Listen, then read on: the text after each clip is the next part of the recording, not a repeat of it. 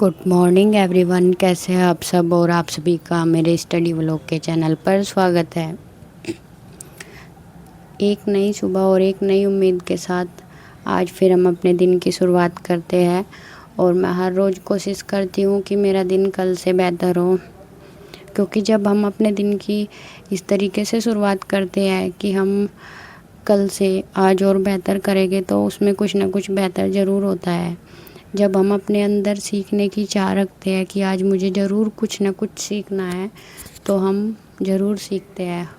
और फ्रेंड्स, मैं काफ़ी दिनों से सोच रही थी कि मैं वीडियो डालूँगी, लेकिन पता नहीं क्या हो जाता है कि वीडियो नहीं डल पाती। क्योंकि वीडियो बनाना तो आसान होता है, हम कहीं भी जा रहे हैं, कुछ भी कर रहे हैं, तो थोड़ी थोड़ी सी क्लिप ले ली, उसमें ज़्यादा टाइम नहीं लगता। क्योंकि अगर मैं पढ़ाई की भी वीडियो बना रही हूँ तो कभी कभी क्या होता है कि मैं थोड़ी देर पढ़ लेती हूँ, तो फिर बीच में बोर हुई तो थोड़ी सी क्लिप ले ली, फिर वो वीडियो डाल दी।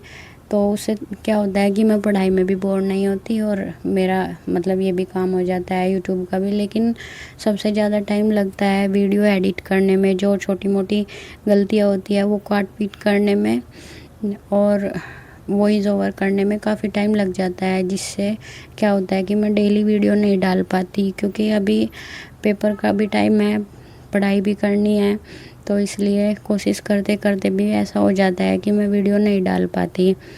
और जब मैं आर ओ का पेपर देने गई थी, तो मैंने सोचा था कि मैं इसकी भी वीडियो डालूँगी। मैंने रास्ते में भी उसकी क्लिप ली थी। सुबह ही हम मतलब 4 बजे यहाँ से निकल गए थे, सहारनपुर मेरा पेपर था।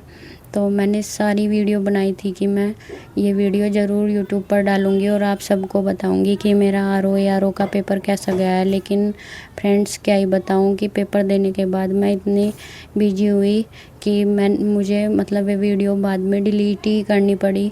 इतना भी टाइम नहीं मिला कि मैं उन्हें एडिट करके और वॉइस ओवर करके डाल ही दूँ। और अब फिर रक्षाबंधन आ गया।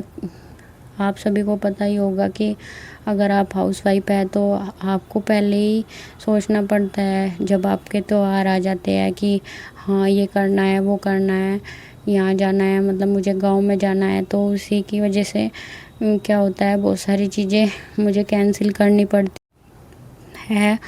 और मैं आपको बता दूं कि जब भी मेरा फ़्लो बन के आता है, मतलब क्या होता है कि 3 से 4 दिन मैं अच्छे से पढ़ाई कर रही, बिल्कुल अपने रूटीन पर लगी हुई हूँ, लेकिन एकदम से पता नहीं कुछ होता है कि मेरी तबीयत ख़राब हो गई, कहीं कोई आ गया, कहीं कुछ घर में प्रोग्राम हो गया। तो क्या होता है कि बीच में वो जो अपनी पढ़ाई का फ़्लो है वो टूट ही जाता है। पता नहीं ये सब मेरे साथ ही होता है या सबके साथ ही है, मुझे समझ नहीं आता। मुझे ऐसा लगता है कि ये सब परेशानी मेरे साथ ही है।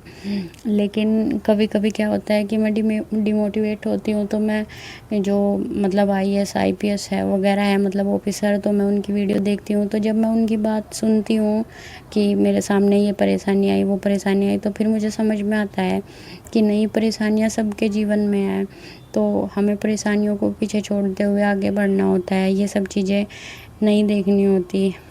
और फ्रेंड्स, अब आप देख सकते हैं कि सुबह के 6 बज चुके हैं और 6 बजने के बाद फिर मैं अब खाने की तैयारी में लगूंगी, क्योंकि फिर सिवाय को भी स्कूल में जाना है, फिर उसे लेट हो जाता है। तो इसलिए मैं 6 बजे ही अपने खाने की तैयारी में लगती हूँ, फिर सब्ज़ी बना देती हूँ और फिर सब्ज़ी बनाने के आटा करने के बाद मैं उसको उठा देती हूँ, जिससे वो फिर नहा धोकर तैयार हो जाए और मेरा भी थोड़ा टाइम बच जाता है दोपहर के लिए।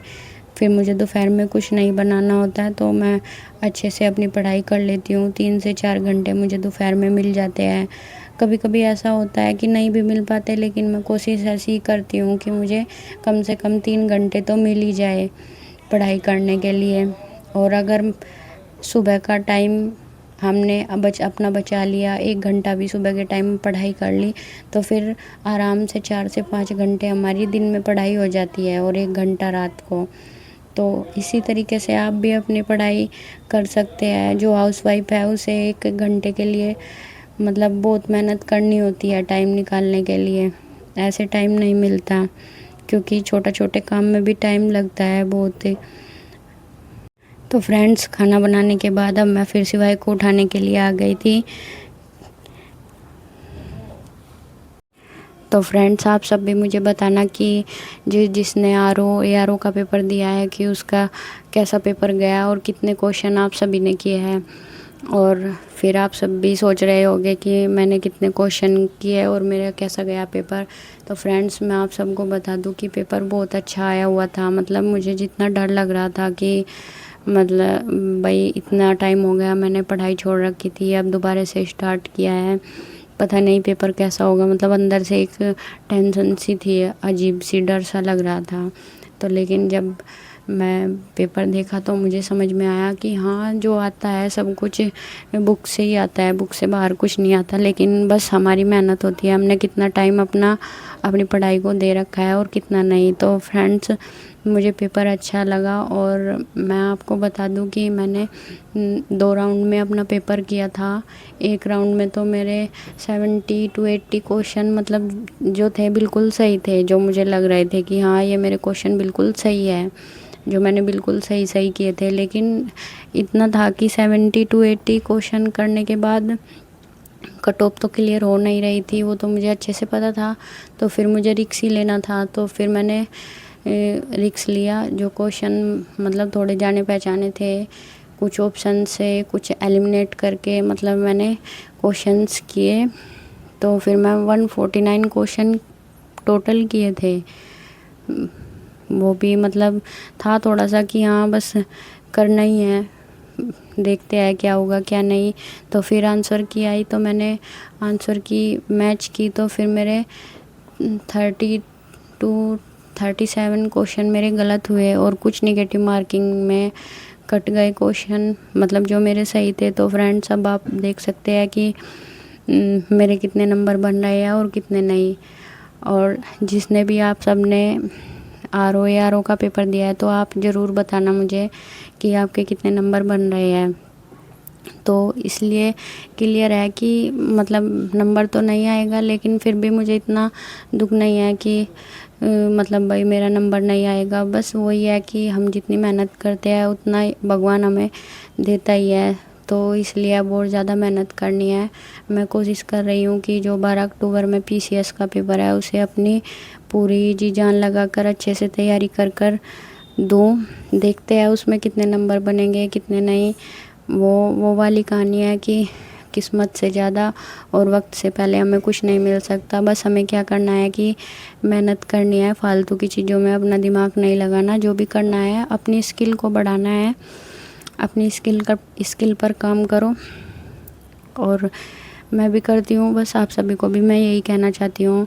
तो फ्रेंड्स, आज आप देख सकते हैं कि मेरी दिन में 4 घंटे 28 मिनट की पढ़ाई पूरी हो चुकी है। और आप देख रहे होंगे कि मैं मतलब अब नीचे जाकर पढ़ाई करती हूँ। नीचे मेरी दूसरी दीदी का घर है, तो वहाँ दीदी दिन में ऑफिस में जाती है और उनके हस्बैंड भी, तो वहाँ कोई नहीं रहता। तो मैं क्या करती हूँ, अपना सुबह का काम ख़त्म करने के बाद नीचे चली जाती हूँ और दीदी के घर पर वहीं जाकर पढ़ाई करती हूँ। अकेले में शांत माहौल होता है वहाँ और पढ़ाई भी अच्छे से हो जाती है। तो शाम का टाइम हो गया था और मैंने अच्छे से पढ़ाई कर ली थी। तो फिर सिवाय मुझे बुलाने के लिए आ गया था कि मम्मा ऊपर चलो, बहुत देर हो गई। तो फिर मैं आ गई, क्योंकि कल हमें गांव जाना है, रक्षाबंधन भी है। और फिर मतलब मेरी थ्रेडिंग भी बढ़ी हुई है, तो थ्रेडिंग बनवाना था मुझे, इसलिए मैं फिर ऊपर आ गई थी। और आपको एक बात पता ही होगी जो पढ़ाई करते हैं, कि जब हम ज़्यादा पढ़ाई कर लेते हैं एक बार में बैठकर, तो फिर चाय पीने को बड़ा मन करता है। तो फिर मैं ऊपर आई, फिर मैंने अपने लिए चाय बनाई और 2 रस खाए। और खाने के बाद फिर दीदी कहने लगी कि चलो चलते हैं थ्रेडिंग बनवाने के लिए। फिर मैं मतलब हम थ्रेडिंग बनवाने के लिए आ गए थे। और फ्रेंड्स, आप सब मुझे बताना कि आप सबको मेरी वीडियो कैसी लगती है। और अगर आप सबको मेरी वीडियो अच्छी लगती है तो वीडियो को लाइक और चैनल को सब्सक्राइब करें। और मैं कोशिश करूँगी कि अगली वीडियो जल्दी से जल्दी अपलोड करूँ। मिलते हैं अगली वीडियो में। Thank you.